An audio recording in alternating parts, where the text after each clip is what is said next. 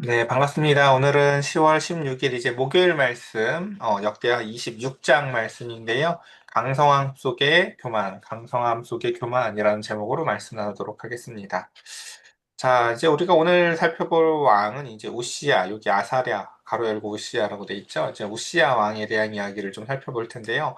우시야라고 하면 우리가 이제 왕 이름을 이제 성경을 그래도 조금 읽어보신 분들은 그래도 좀 익숙하실 거예요. 이제 왜냐면 이제 이사야서 성경이 바로 시작이 저 우시야의 이야기로 시작이 되어지거든요.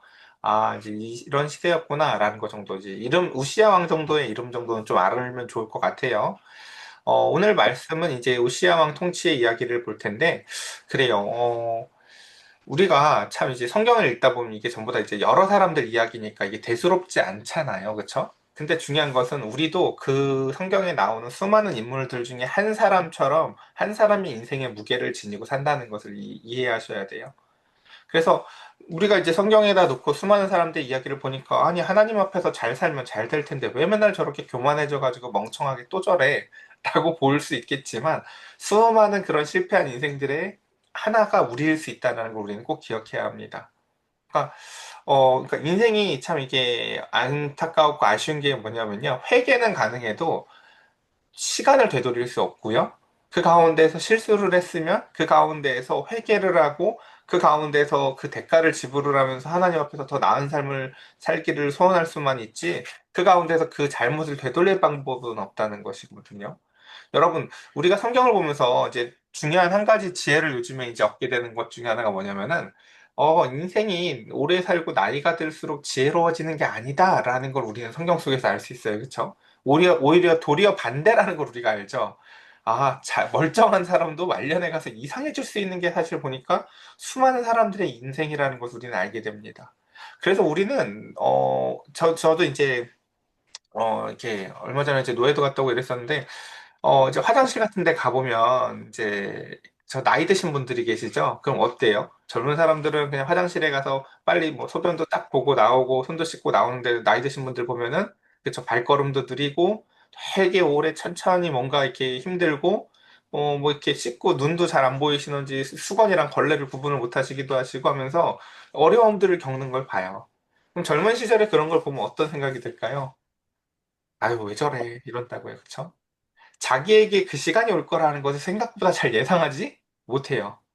저도 예전에 시장 같은 데서 가보면 막 나이 드신 분들이 앞에서 그냥 좀 이렇게 방구를 막 끼고 다닌다든가 뭔가 이렇게 좀 무례한 걸 보여주면 아, 정말 왜 저래? 라고 하면서 이런 생각들이 들지만 이제 제 주변에서 얘기를 들어본 거예요. 나이 들어보면 하나씩 그 행동들이 이해되기 시작한다라는 표현들을 해요. 그러니까 그런 것들처럼 그 가운데서 우리가 꼭 성경이 아니더라도 그 가운데서 일상 속에서도 그 가운데 우리가 가져볼 수 있는 지혜들을 잘 갖지 못하는 존재라는 것을 압니다. 우리가 오늘 본문의 말씀 한번 천천히 한번 읽어볼 텐데요. 한번 이야기해 봅시다. 유다에 온 백성이 나이가 16세 된 우시야를 세웠습니다. 그리고 그의 아버지 아마샤를 대신하여서 왕으로 삼았니 아마샤 왕이 그의 열조들의 묘실에 누운 후에 우시야가 엘롯을 건축하여 유다에 돌렸더라라고 합니다. 그러니까 이게 무슨 이야기냐면 이제 우리가 이 앞에서 아마샤라는 왕 이야기 기억나시죠? 잘 하다가 앞에서 배웠잖아요.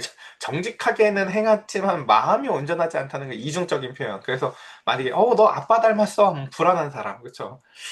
정직하다는 얘기인가? 아니면은 그냥 이상하다는 얘기인가 않고, 그쵸? 그 아마샤의 그 끝을 기억하세요. 그쵸? 그래서 그가 전쟁을 일으켜서 이제 전쟁의 포로 인질로 잡혀가서 그가 10년을 그런 상태로 살다가 나중에 이제 풀려나요. 그래서 풀려나고 약 15년 동안은 요 우시야랑 공동 통치를 하게 됩니다. 그 아들이랑. 그러고 나서 나중에 이제 15년대에 이제 암살을 당하게 되는 게 이제 아마샤의 인생인데 어쨌든 그 아들 오늘 우시아의 이야기를 함께 같이 살펴보면은 그 가운데서 이제 아마샤가 어떻게 됐대요? 그 가운데서 이제 우시아가 엘롯을 건축했대요. 엘롯이 저 아래 남부 쪽인데 이제 그 홍해 쪽으로 해서 이제 이 아빠 때 보면은 드디어 이제 전쟁을 통해서 에돔을 쳐서 그쪽을 먹었잖아요. 그쵸? 근데 저 그 밑에 있는 그 무역로를 드디어 확보해서 바다로 나가서 바닷길을 열 수 있는 그 중요한 핵심적이 엘롯이거든요. 어쨌든 그래서 이제 그가 나라를 점점 형통하게 만드는 것이에요. 그래서 무역로를 확보하고 엘롯을 건축하여 유다에 돌리고 우시아가 왕위에 오를 때 나이가 16세라 예루살렘에 52년간 다스리니라 라고 하면서 그쵸 우리나라 뭐 거의 뭐 그쵸 에서도 제일 오래 다스린 왕처럼 그 가운데서 우시아의 통치 기간이 굉장히 길었다는 거. 앞에 물론 이제 약 10년, 25년 가까운 시간은 아버지가 그 부재했고 아버지랑 함께 같이 공동 통치하는 시간이었고 또 마지막 10년은 이제 우리 저 뒤에서 이야기해서 확인해 보시겠지만 나병에 걸려가지고 고생하는 시간으로 또 보내기도 해요. 어쨌든 그 가운데서 보면은 그의 어머니의 이름은 여골라요 예루살렘 사람이더라. 자꾸 그의 어머니의 출신을 자꾸 설명하는 것은 저 앞에 보면 우리가 이제 아합 왕조가 들어와서 그 가운데에서 남유다에 뿌리 깊게 박히기 시작한 이야기를 우리가 봤잖아요. 그렇죠? 그게 다시금 정리되는 것을 보여주고 싶은 거예요. 그래서 이제 다시금 그 다윗 왕조가 튼튼하게 서 나아가고 있다라는 것을 어머니의 혈통을 통해서 보여주고 있는 것입니다. 그다음 우시아가 그의 아버지 아마샤의 모든 행위대로 전 여기 읽을 때 불안했어요. 아빠에 뭘 닮았다는 거지? 그쵸? 정직했다는 건지 마음이 온전하지 않았다는 건지 그쵸? 근데 뭐예요? 여호와 보시기에 정직하게 행했다 이렇게 얘기를 합니다. 근데 또, 또 똑같이 닮은 게 뭐예요? 하나님의 묵시를 밝히 하는 스가랴가 사는 날. 예, 그쵸? 그가 그렇게 살 수 있었던 이유가 뭐라고요? 바로 하나님이 그를 사랑하셔서 그에게 말씀을 전할 제사장을 주시고 선지자를 주시고 그 말씀을 그가 잘 경청했다는 것을 의미해요. 그러니까 그가 하나님의 말씀을 들으니까 죄송합니다. 오늘 본문 전체에서 제일 중요한 이야기 중에 하나가 바로 이 5절이에요. 그러니까 이걸 계단식으로 표현하고 싶은 거예요.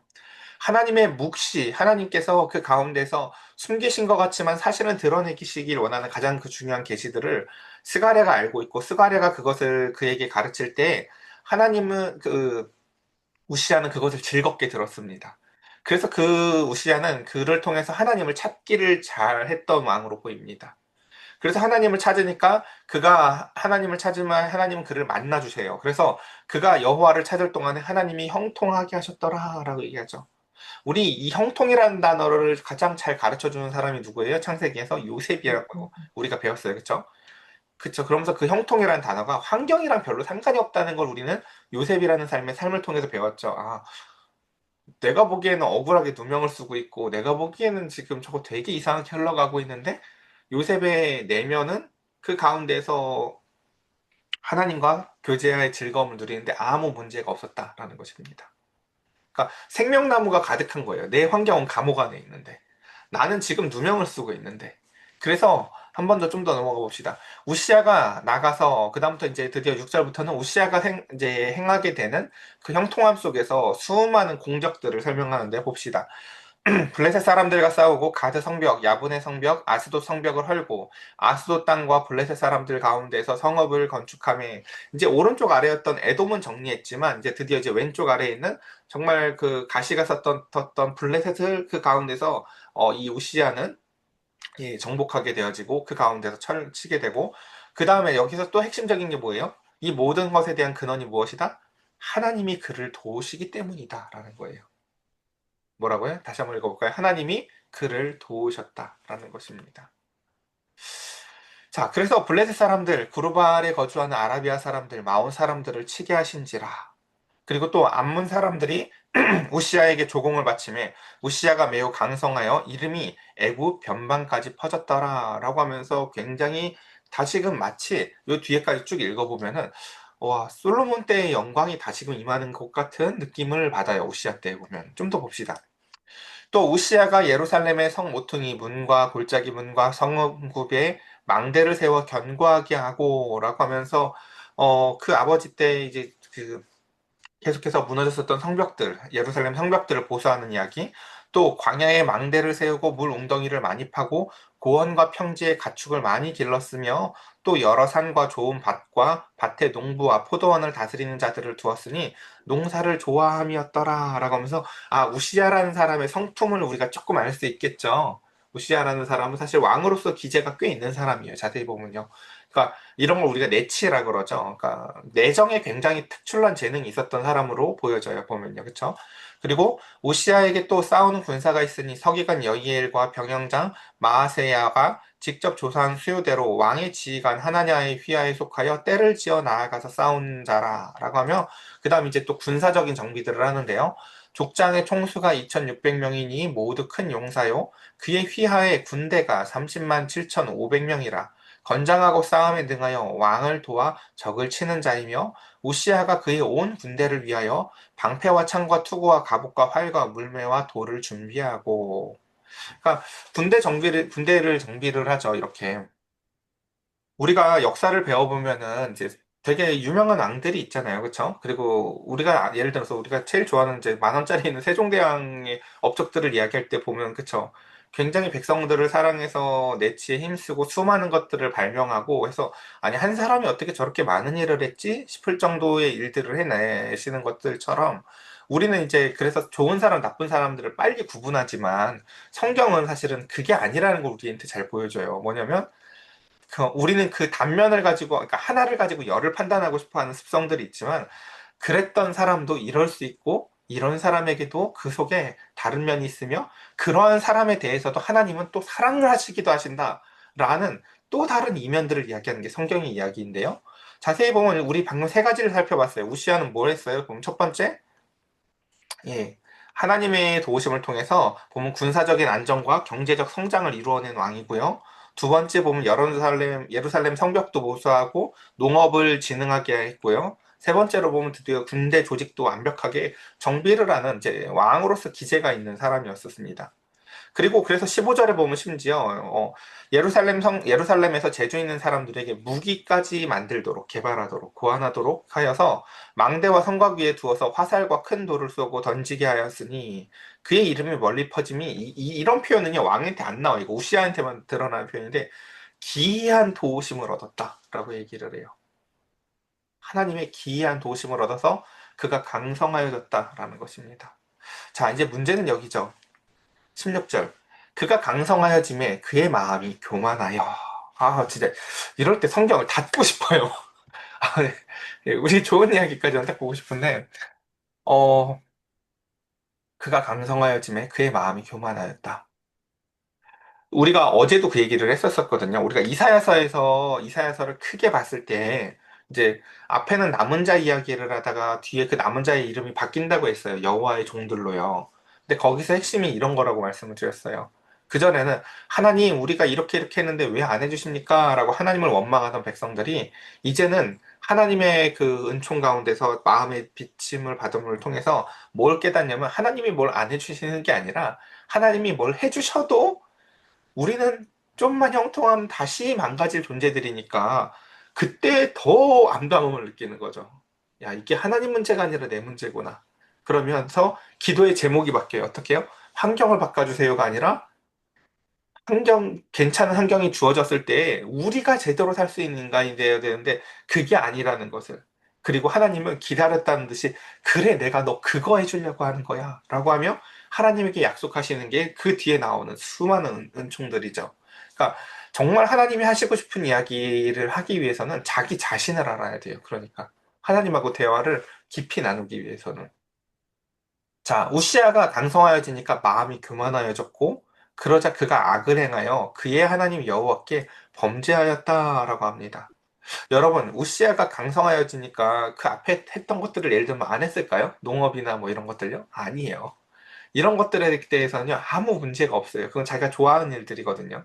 근데 문제는 뭐냐면, 우리가 저 앞에서도 배웠지만, 심판하고 판단하는 모든 것들에 대한 주권이 우리는 하나님에게 있다는 것을 늘 배웠어요. 근데 이제 어느새 우시아는 자신이 그 자리에 올라가 있어요. 그래서 보면은 곧 여호와의 성전에 들어가서 향단의 분향을 하려고 해요. 별일 아닌 것 같죠? 왕이잖아요, 여러분. 그렇죠? 왕이잖아요. 그렇죠? 모든 권력을 다 가진 사람이 뭐 좀 교회에 가면은 목사가 아니더라도 그냥 강단에 올라가서 막 설교해도 될 것 같지 않아요? 왕이잖아요. 그쵸? 뭐 연단이지 뭐 이게 뭐 그쵸? 뭐, 그쵸? 이렇게 생각이 들 수 있잖아요. 근데 문제는 우리는 하나님의 말씀을 통해서 하나님의 감각은 그게 아니시라는 걸 이미 저 레위기에서 배웠어요. 우리 아론 얘기 길게 했죠? 모세가 모든 일을 다 했는데 아론이 뭘 했다고 대제사장이 되지? 라는 의문에 대해서 하나님은 응답하세요. 내가 대제사장으로 뽑이라고 허락을 했지만 대제사장답게 살지 않으면 그것을 계속 유지시켜 주는 건 아니고 내가 너희한테 뭔 기재가 있거나 뭔 재능이 있어서 대제사장에 세운 것도 아니야, 심지어. 그래서 우리는 바로 그 아들, 아론의 네 아들 중에서 나답과 아비후가 하나님의 말씀을 어겨서 다른 불로 제사를 하다가 바로 죽임을 당하는 것을 통해서 하나님이 누구를 편애하는 게 아니라 사실은 그 자리가 얼마나 두렵고 떨리는 자리인지를 우리는 알게 됩니다. 그러니까, 그래서 우리는 이제 이 아마 우시아가 그러니까 이 레위기의 말씀만 그가 잃어버리지 않았어도요 이런 생각들을 하지 못했을 거예요 사실은요. 얼마나 하나님이 두려우신 분인지. 근데 그것에 대해서 봅시다. 17절. 제사장 아사랴가 여호와의 용맹한 제사장 80명을 데리고 그의 뒤를 따라 들어가서 그러니까 제사장에게는 그 감각이 여전히 있죠. 보면요. 저거 진짜 큰일 날 짓인데 라고 하며 그 가운데서 무력으로라도 끌어내려고 따라 들어갑니다. 그리고 우시아 왕 곁에 서서 그에게 이르되 우시아여 여호와께 분향하는 일은 왕이 할 바가 아니요 오직 분향하기 위하여 구별함을 받은 아론의 자손 제사장들이 할 바이니 성소에서 나가소서. 여러분, 이 부분을 잘 생각하셔야 돼요. 우리가 너무너무나 훌륭한 사람이라고 믿는 어떤 사람이 있다고 쳐보자고요, 여러분. 그래서 나는 일평생에 이렇게 완벽한 사람을 본 적이 없어. 근데 그 사람도 어느 날 이렇게 잘못을 할 수가 있거든요. 제가 예전에 말씀드린 적 있잖아요. 제가 너무 예수님처럼 존경하시던 분이 있었는데 그분이 환타랑 사이다 섞는 거 보고 제가 시험 들었다니까요. 왜냐면 전 예수님 친구 정도 되는 것 같았으니까. 혹은 이제 그런 것들처럼 뭐 그게 큰 잘못이라는 뜻이 아니에요. 그러니까 내가 생각하는 거랑 다를 수 있다는 얘기를 하는 거예요. 그러니까 그런 것들처럼 근데 보면은 이제 우리가 그러니까 열심히 나가서 한번 우시아를 전도하던 사람이라고 전해보자고. 야, 우시아 같은 왕 없어. 백성들을 그렇게 사랑하고 나라를 이렇게 강성하게 하고 행정력도 뛰어나고 이런 왕이 없어라고 늘 우리가 자랑하던 왕이었는데 어느 날 그가 이런 잘못을 저질렀다고 쳐보자고요. 그럼 우리는 그때 잘 생각을 해야죠. 무비판적으로 지지하는 사람이 되어질 건지 아니면 그애가 교만해지지 않도록 기도해야 될 것인지 말입니다. 그는 그럴 리가 없어 라고 믿는 믿음이 진짜 사랑이 아니에요, 여러분. 사람은 다 강성하여지고 그러한 자리에 올라가면요. 교만하여질 가능성이 점 눈덩이처럼 커져요. 우리가 그때 기도해야 될 건 뭐냐면요. 그가 초심을 잃지 아니하고 그 가운데서 신중하게 그리고 그 가운데서도 미끄러지지 않도록 성경의 표현대로라면 길에서 미끄러지지 않도록 기도하셔야 돼요, 사실은. 그래서 그 가운데 성소에서 나가소서 왕이 범죄하였으니 하나님 여호와께서 영광을 얻지 못하리이다라고 제사장은 이렇게 선포를 하죠. 봅시다. 그러자 우시아가 손으로 향로를 잡고 분향하려 하다가 뭘 해요? 화를 내니라고 얘기를 하죠. 여기서 그가 회개를 했었으면 얼마나 좋았을까요? 그렇죠? 근데 그는 여기서 자신의 잘못에 인지하지 못합니다. 왜요? 그러니까 나이가 들고 그 가운데서 권력을 오래 누리면서 그는요 모든 것이 대수롭지 않아요. 이제 그래서 그 가운데서 그가 제사장에게 화를 낼 때에 여호와의 전 안 향단 곁 제사장들 앞에서 그의 이마에 나병이 생겼다라고 얘기합니다. 어디에 생겼다고요? 이마에요. 그러니까 이게 정말 중요하거든요. 우리는 그 속을 보지 못하잖아요. 그렇죠? 그러니까 우시아가 언제부터 병링이 이렇게 이런 사람이 있습니까? 우시아의 마음속에 언제부터 저렇게 교만이 싹 텄습니까? 라고 물어보면 정확히 말해줄 사람은 없어요. 하지만 우리는 그것을 알아야 되는 거죠. 하나님은 그때가 됐을 때 아무에게도 감출 수 없게 이마 한복판에다가 그의 교만함이 장성하여서 열매 맺었음을 모든 사람에게 드러내신다라는 것입니다. 저희 교회에 이제 화분들이 몇 개 있었잖아요. 그쵸? 근데 이제 애들이 이제 헬렐레 하고 이제 맨날 그 이제 이상해져가지고 제가 그 에어컨 실외기 밖으로 빼놨거든요. 그리고 지금 이제 3주 정도 됐는데요. 얘들이 되게 팔팔해졌어요. 예. 우리는 그 겉모습만 보고 판단할 뿐이죠. 팔팔해졌으니까, 아, 바람을 쐬고 비를 저렇게, 비가 요즘 계속 왔잖아요. 그쵸? 걱정을 제가 좀 했거든요. 비를 저렇게 계속 맞아도 괜찮나? 아, 비를 계속 맞아도 괜찮더라고요. 보니까 애들이 튼튼해져요. 반면에 이제 그 실내에다만 놔뒀을 땐 애들이 축 처져가지고 고지 다 죽은 무슨 계란 후라이처럼 되더라고요. 애들이 이파리가. 근데 그 겉모습을 보고 그 속을 유추하는 거잖아요. 저 속이 지금 뭐가 병들었구나. 저대로 놔두면 안 되겠다. 저 밖에다 놔둬서 수많은 비와 바람을 맞아도 괜찮을까? 괜찮구나. 라는 것을 우리가 알 수 있죠. 그러니까 오히려 그 식물에게 더 좋은 환경은 뭐라는 걸 우리가 알 수 있어요? 비가 쏟아지고 바람이 부는 환경이 훨씬 유익하다는 걸 그의 이파리 상태를 보고 알아요. 아니 실내에 바람도 안 불고 햇빛만 조용히 오고 때 되면 물을 주는데도 불구하고 쟤는 왜 저렇게 펑퍼짐해지지? 그게 그에게 더 좋지 않다는 걸 우리는 그 이파리 상태를 보고 알아요. 우리가 하나님 앞에 매달리고 우리가 하나님 앞에 기도하고 우리가 하나님 앞에서 조금 때로는 가진 풍파가 있고 바람이 오고 그 가운데서 끊임없이 비가 내려도 그 가운데서 우리의 상태가 형통할 때가 언제인지 우리는 늘 기억해 봐야 합니다. 우리가 어떻게 해야 더 하나님 앞에서 신실하게 사는 존재인지. 그래서 우리는 제가 그 꽃의 환경을 바꿔준 것처럼 우리의 환경을 이해해야 합니다. 우리는 어떤 자리에서 가장 하나님 앞에서 형통하게 살아나가는 존재인지. 자, 20절 마치겠습니다. 대제사장 아사랴와 모든 제사장이 왕의 이마에 나병이 생겼음을 봅니다. 다윗이 그러니까 참 사랑을 받았던 게 여러분 이렇게 한 번 하나님 앞에 심판을 받고 나서 보면요 잘 기회가 없어요. 그러니까 물론 성경에는 이렇게 기록이 되지만 하나님은 여러 번 기회를 주셨을 거예요. 근데 그 가운데서 성전에서 이제 급히 쫓아내고 여호와께서 치심으로 왕도 속히 나가니라. 그러니까 이 가운데에서 일어나는 이 나라의 일은요, 씻을 수 없는 상처 같은 거예요. 마치 자녀가 부모가 자녀를 때린 다음에 아우 내가 왜 이렇게까지 나쁘게 말을 했지? 내가 왜 이렇게까지 때렸지? 하는 걸 후회하는 것처럼요. 평생 후회할 날이 바로 우시아는 이날일 거예요.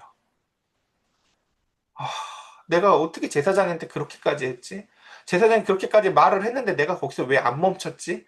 내가 거기서 왜 도리어 화를 냈지? 자신 안에 자라난 교만함을 보지 못하는 거죠. 여러분, 우리가 수많은 기도들을 알잖아요. 하나님 어려움에서 나를 건져주세요. 여호와는 나의 목자십니다. 여러분, 이런 기도는 우리가 많이 들어봤어도 하나님 내 안에 자라나는 교만을 꺼지게 해주십시오. 이런 기도 들어보셨어요? 우리 그런 기도 잘 안 해요. 자기를 믿기 때문에. 근데 이 우시아에게 가장 필요한 것은 무엇이냐면요. 강성함 속에서도 이것이 하나님에게 의지하고 하나님께 기대어 오는 것임을 알게 하는 나는 철저히 그러니까 이사야서에서의 답이 그거였어요, 여러분. 내가 아무것도 아니라는 걸 깨닫는 거. 그 내가 아무것도 아닌 것을 붙잡고 하나님이 일하신다는 것을 아는 것. 그러니까 그때에서야 비로소 하나님 앞에 형통하고 내 결과에 대해서 이렇고 저렇고 내가 영광을 받을 필요가 없는 상태가 되어지는 것. 자, 그래서 보면 마지막 21절부터 이제 정리해 봅시다. 우시야 왕이 죽는 날까지 나병 환자가 되었고, 이 속을 누가 알까요, 여러분? 이마 한박판에 나병이 생겨서 이제 더 이상, 그러니까 우시아가 아마 제가 보기엔 일중독인 사람일 것 같거든요.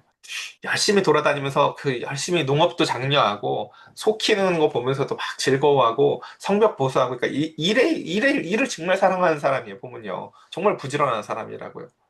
근데 이제 그 말년에 그 일을 잘했다라는 영광이 이제는 그 가운데서 교만하게 하여 하나님 앞에 범죄하여서 나병으로 말미암아 완전히 갇혀서 이제 더 이상 아무것도 할 수 없는 존재가 되어집니다.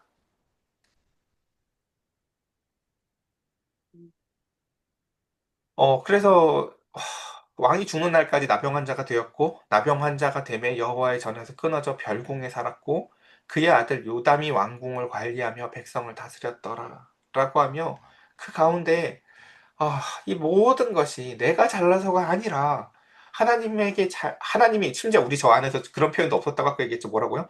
하나님의 기이한 도우심을 내가 입었던 건데 나는 내가 기이하게 잘난 존재인 줄 알아서 그 가운데서 성전까지도 침범하고 하나님의 말씀도 우습게 여겼구나 라는 것입니다. 그래서 마지막 22절 23절 이제 마지막 평가 우시아의 남은 시종 행적이 아모스의 아들 선지자 이사야가 기록하였더라. 그쵸. 그래서 그래서 우리가 이사야서 시작에 보면요. 오시아가 이야기로 시작하면서 그 가운데서 이제 이사야를 통해서 하나님이 이 이스라엘에게 얼마나 하시고 싶은 이야기가 많은지 성경에서 제일 긴 그쵸, 이사야서의 이야기를 보게 되죠. 그래서 우시아가 그의 조상들과 함께 누움에 그는 나병한 자라 하여 왕들의 묘실에 접한 땅 곧 그의 조상들의 곁에 장사하니라. 그의 아들 요담이 대신하여 왕이 되니라. 오늘 이제 말씀을 정리해 봅시다. 오늘 말씀의 제목으로 제가 정하진 않았지만 이제 말씀의 주제는 이제 우리가 생각할 건 뭐냐면요. 우리가 그러니까 끝까지 아름다운 인생을 살려면 어떻게 해야 될까라는 것입니다. 이파리가 조금 처지는 것을 볼 때요. 빨리 관찰해낼 수 있어야 돼요. 아, 내가 성전을 우습게 하네. 내가 언제부터 저렇게 이제 제사장이 우습게 보이네. 내가 언제부턴가 이제 하나님의 말씀을 경홀히 여기네. 라는 눈치를 빨리 채셔야 돼요. 그리고 그 앞에 내 안에 자라나는 교만으로 말미암아 그 아까 화분을 우리가 밖에다 내다 놓은 것처럼 그 가운데서 우리의 자신을 다른 환경으로 이끄셔야 돼요. 우리 한 사람 한 사람 오늘 말씀을 이렇게 함께같이 정리해 봤는데요. 여러분 오늘 첫 시작의 이야기가 그런 거였죠. 그는 아버지를 따라서 정직한 마음을 가진 사람이라고 분명히 배웠어요. 정직한 마음이 없어서가 아니라요. 겉과 속이 같은 온전하고 신실함이 우리에겐 없어요. 우리는 창조주가 아니라 피조물이기 때문에 그래요. 우리의 몸이 신실한가요, 여러분? 아니잖아요. 나이 드니까 이제 흰머리가 나기 시작하고, 이거 나 눈 되게 좋아하는데 저 요즘에 글씨 볼 때 안경을 벗거든요? 이게 제가 예전에 봤었던 나이 드신 분들이 그랬었어요. 맨날 뭘 보려면 자꾸 안경을 벗더라고. 그래서 안경을 왜 벗나를 몰랐는데, 벗어야지 더 잘 보여요. 가까운 게 보니까요. 그러니까 몰랐던 거죠. 이런 시간이 우리에게 올 거라는 것을요. 우리는 오늘 말씀을 통해서 하나님은 한 걸음 더 앞을 보여줘요. 얘야, 형통하면 교만할 수 있다? 그때 너는 네 교만의 안경을 벗고 그 가운데에서 가까운 것도 잘 못 보는 너 자신을 바라보면서 그 가운데서 하나님 앞에 너 자신을 견책할 줄 알아야 된다. 그러니까 저 시간이 왔을 때 우리는 그럴 수 있으면 참 좋을 것 같아요. 하나님 아무도 모르는 내 안의 죄악을 나는 압니다. 내 안에 내가 또 교만이 자라납니다. 내 안에 온갖 악하고 음란하고 더러운 생각들이 자라나기도 합니다. 세상에 누가 이걸 할까요? 너무나 두렵습니다. 하나님, 나를 정결하게 하게 해달라고, 거룩하게 해달라고. 이 기도를 평생 한 게 다윗이에요. 그래서 하나님은 다윗을 사랑해요. 그 씨름을 제일 오래 한 사람이 다윗이에요. 사람들은 모르는데 내 내면의 싸움. 그래서 그 내면의 싸움에 승리하기 위해서 다윗이 처한 가장 강력한 그 결정이 뭐였어요? 내 죄를 시로 써서 알리는 거예요. 이 정도 돼야 내가 정신 차리지 않을까라고 말했죠. 저와 여러분들 그래도 다윗은 그래서 하나님과의 관계를 잃지 않았던 것처럼 저와 여러분들 그러니까 저는 교회가 제일 안타까운 게 그거거든요. 사람들이 뭔가를 말하면 약점이 된다고 생각해서 서로 아무 말 안 하고 교회를 다니잖아요. 저는 저희 교회가 진짜 그러지 않길 원해요. 나의 약함을 드러내면서도 그 가운데서 하나님 앞에서의 관계를 잃지 않았으면 좋겠어요. 서로의 약점을 흉보거나 서로의 약점을 약점으로 사용하는 것이 아니라 도리어 위로를 받고 하나님 앞에 온전히 어린아이처럼 평생에 신실할 수 있는 저와 여러분들 되시기를 간절히 축복합니다. 우리 이 시간 함께 같이 기도합시다.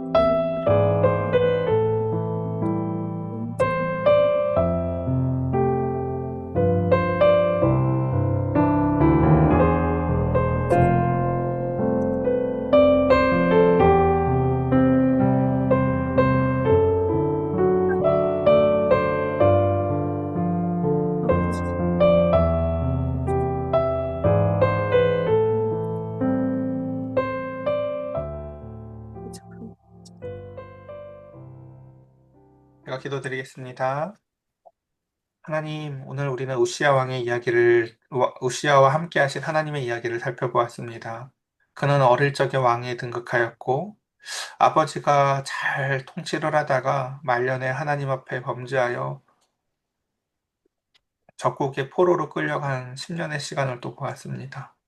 그리고 돌아온 아버지와 함께 같이 통치하던 시간을 마치고 그는 드디어 마음껏 나라를 아름답게 강성하게 용성하게 나라를 이루어 나아가며 그 마음속에 강성함으로 말미암아 교만이 자라나고 있었습니다. 아버지가 유배했던 그 10년의 시간과 같이 그는 문둥병이 들고 나병이 들어 10년 동안 또다시 그의 말년을 그렇게 마치며 무슨 생각을 하고 살았을지 우리는 돌아봅니다. 하나님, 우리 사랑하는 모든 혜영 집사님, 프리시아 집사님, 우리 희수 지사님, 우리 숙자 집사님, 정손 집사님 모두에게 하나님 말씀에 기록될 때 저는 하나님 앞에 정직하게 행하였으며 온전한 마음으로 일평생 행하였더라 라고 기록되어지길 원합니다. 하나님, 우리 하나님 앞에서 그렇게 살길 원합니다. 나의 약점을 감추고 겉과 속이 다르며 그 가운데에서 하나님 앞에 범죄하는 삶이 아니라 나의 약점이 드러내서라도 하나님 앞에서 떠나지 않기를 주님 소망합니다. 우리 사랑하는 성도들, 그렇게 늘 하나님 앞에서 하나님과의 관계가 가장 중요한 우리 모두가 되게 하여 주시옵소서. 우리 주 예수 그리스도의 이름으로 기도드릴 사옵나이다. 아멘.